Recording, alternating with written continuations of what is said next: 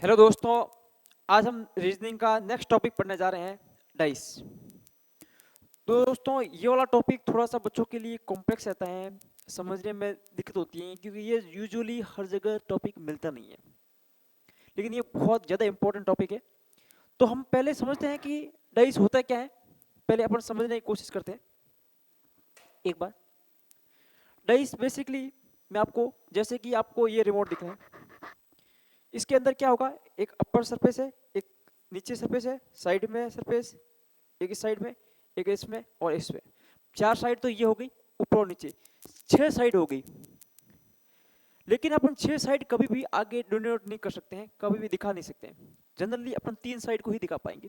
जैसे कि ये एक साइड है, इसके पीछे एक साइड होगी, दूसरी साइड ये इसके साइड में इधर होगी, ये तीसरी साइड है, इसके नीचे एक साइड होगी। तो इसी को बोलते हैं अपन डाइस। जो अपना क्यूब होता है वही एक तरह का डाइस है।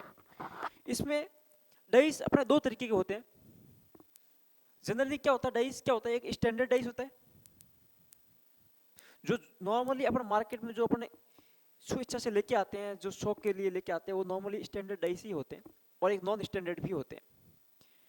स्टैंडर्ड डाइस का मतलब ये होता है कि जैसे कि ये कोई डाइस है, इसमें नॉर्मली कोई क्वेश्चन पूछा जाए कि ए के अपोजिट साइड में क्या है, तो जनरली ये होता है कि ए के अपोजिट 6 होगा, 2 के अपोजिट क्या होगा, 5 होगा, और 3 के अपोजिट क्या होगा, 4 होगा।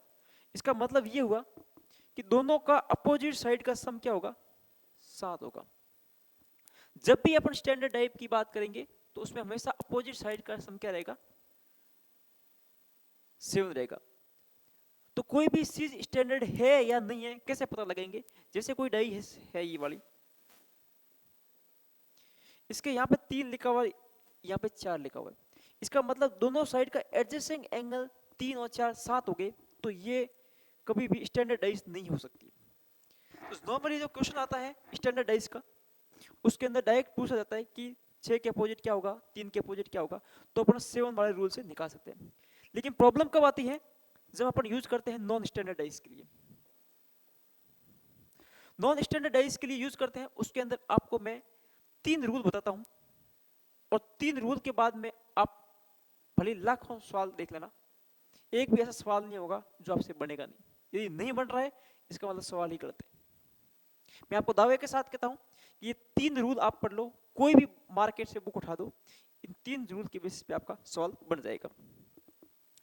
पहला रूल क्या बोलता है, पहला रूल ये बोलता है, फर्स्ट रूल ये क्या बोलता है, जैसे कि कोई डाइस है दो,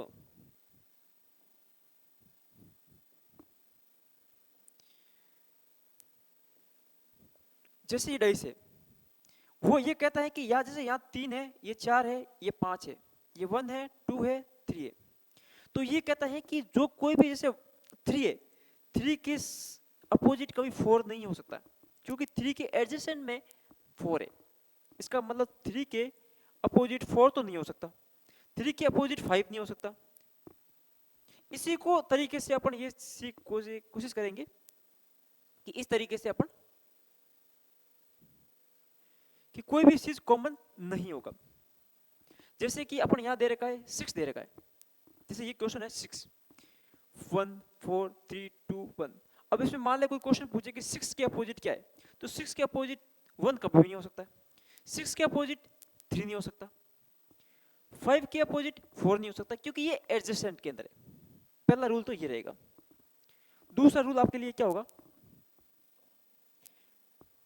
दूसरा रूल ये होता है कि दो आपके पास में डाइस दे रखे होंगे, दोनों डाइस के अंदर दो चीजें आपके कॉमन होगी। जैसे कि यहाँ पे 3 2 5 के अंदर 5 और 2 कॉमन है, इसमें भी 5 और 2 कॉमन है। तो अपन ये बोला जाता है कि 3 के अपोजिट क्या है, तो बचा हुआ 6 इंपॉर्टेंट हो जाएगा। जैसे कि इसमें क्या दे रखा है आपको, इसमें दे रखा है 2 3 5 है, और उस वाले में क्या दे रखा है 2 5 और 6, ये दे रखा है ना। तो ये 5 और 2 इसमें कॉमन है, 5 2 कॉमन है, जो बचे हुए हैं वो एक दूसरे के अपोजिट होंगे। आप मेरी बात समझो। इस वाले क्वेश्चन में देखिए, इसमें 6 और 1 कॉमन है, और इसके अंदर क्या है 6 और 1 कॉमन है, तो 6 और 1 छोड़ो, इसमें 6 और 1 छोड़ो, नीचे जो बचे हुए दोनों है वो आपस में एक दूसरे के अपोजिट है, तो इसमें अपोजिट क्या हो गए 3 के और 4 आपस में अपोजिट है।